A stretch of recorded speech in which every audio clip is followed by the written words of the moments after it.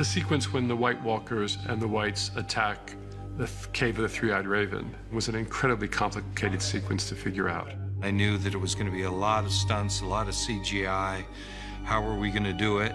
It's all the different departments coming together to create this nightmare scenario. So you've got the stunt team with the various fights. You've got the special effects team with the fires. You've got the visual effects with the Whites crawling on the ceiling. It's a lot of different elements in play. My goal was to make it realistic, make it terrifying, and make HoldTheDoor's sacrifice incredibly moving.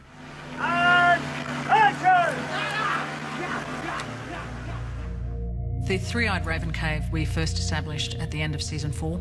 It was very difficult to shoot in, but we only had a 2-day shoot. It had been designed for, the actors to escape to, and then we cut away, so it wasn't very stunt-friendly at all. So we kind of had to sort of pull it all apart, create new tunnels. And for this year, we had to have a secret exit for the cave just to follow the ending of that episode and the storyline that goes with that.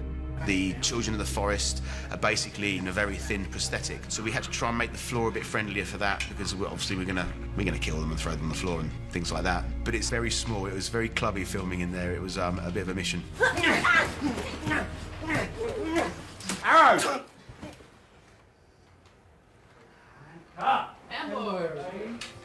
If there's going to be an actor going by an explosion at night, we better see the effect of that light on them.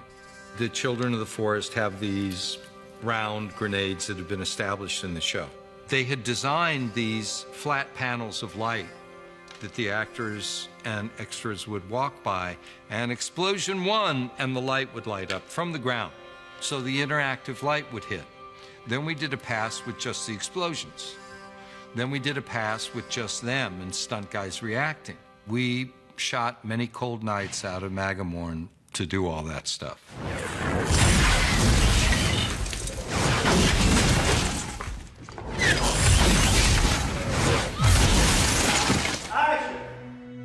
When we do explosions inside a small contained set, we've always got to worry about air expansion. We're working with this system that's actually igniting dust. What we ended up using was cork dust and charcoal dust, fired out of an air mortar in front of a flame, ignites into a lovely fireball. And it was off a Leaf's grenade explosion in the tunnel. It's such a confined little space. You do your explosion passes, there's no one there. Action! And then you do your passes where you've got people there, but they need to have interaction. Go! You put that shot and then the previous shot of explosion, and you've got everything you need.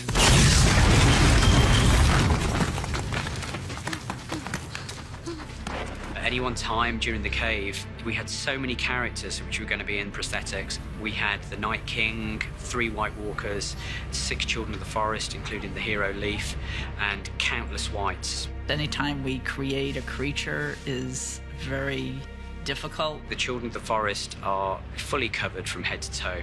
They're glued completely into these prosthetics all over their body. It took so long to get the Children of the Forest in their brilliant makeup and costumes. It was really challenging. If I were to do a full body prosthetic, I'll get picked up at midnight, and then I'll be on set by 10 a.m. So it takes about 9-10 hours.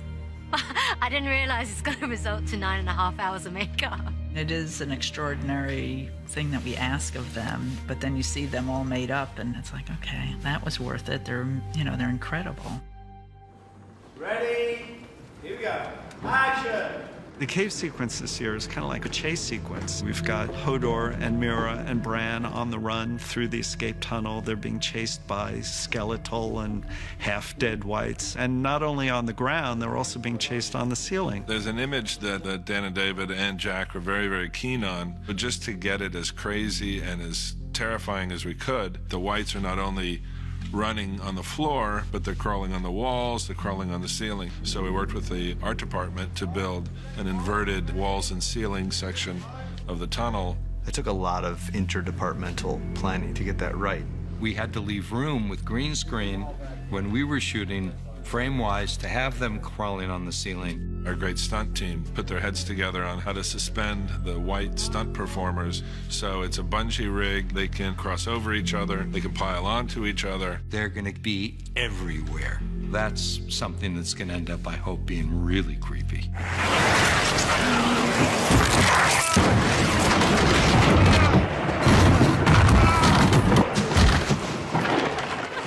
Hold the door!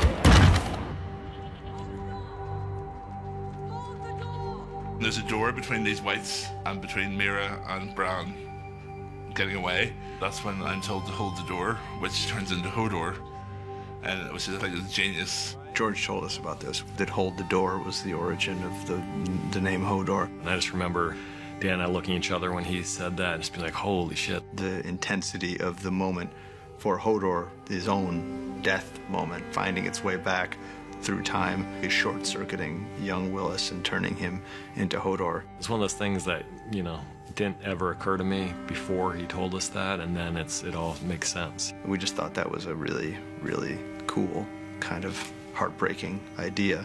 The big climactic cave sequence was hugely complex, and although it's very scary that this really terrifying thing is happening to our characters, at the end of the day, I think the emotion and what we're experiencing is hopefully going to be the shock that people will stay with.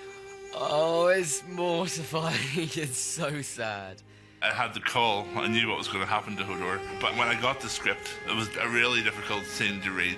HoldTheDoor was just, as we know, a totally normal kid who was then sort of screwed over by Bran. It's going to break people's hearts.